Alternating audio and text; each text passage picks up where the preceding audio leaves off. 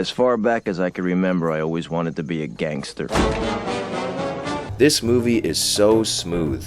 The camera work is iconic, packed with long tracking shots and oneers that span entire spaces, and perfect kinetic dolly zooms that pull you right into the world. Goodfellas stars the great Ray Liotta as real-life mobster Henry Hill.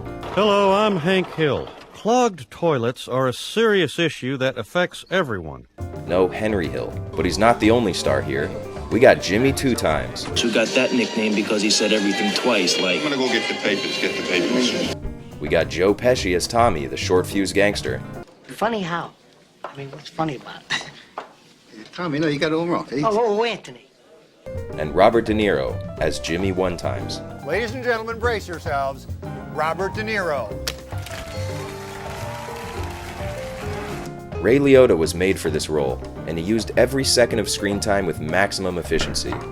The film also features Michael Imperioli getting killed before he was on The Sopranos. You can let this fucking punk get away with that? What's the matter? What's the world coming to? Lorraine Bracco pulling a gun on the mobster in her life before she was on The Sopranos. And Frank Vincent getting whacked before he was on The Sopranos. But what makes a movie like this memorable isn't the things you might think.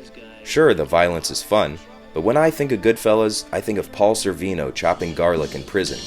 I think of Jimmy 2 times. Who got that nickname because he said everything twice, like... I'm gonna go get the papers, I think of this. I thought I heard someone say something, spider. I thought it was Henry. You know you're a fucking mumbling, stuttering little fuck, you know that? It's flawless cinema all around. Sound, sight, and script. As far as true stories go, it's got the clearest lesson, the most glaring themes, and they all come through naturally without needing any heavy-handedness or rats walking across windows. It captures everything we as an audience want out of a gangster movie, making us complicit as the characters learn the hard way that the lifestyle they chose, that we chose to view as escapist entertainment, is not only no life at all, it's a death sentence. There's a moment in the movie where everything flips and suddenly it's no longer fun to be a gangster, and that's the point Scorsese has been trying to make from the beginning.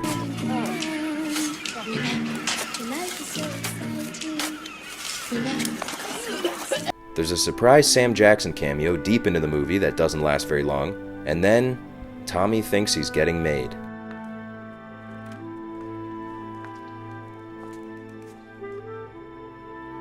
This is another one of my favorite moments. Just this right here. The camera work, the kinetic energy. Then the madness begins. Henry has lost his goddamn mind. He's going crazy on cocaine, freaking out about helicopters.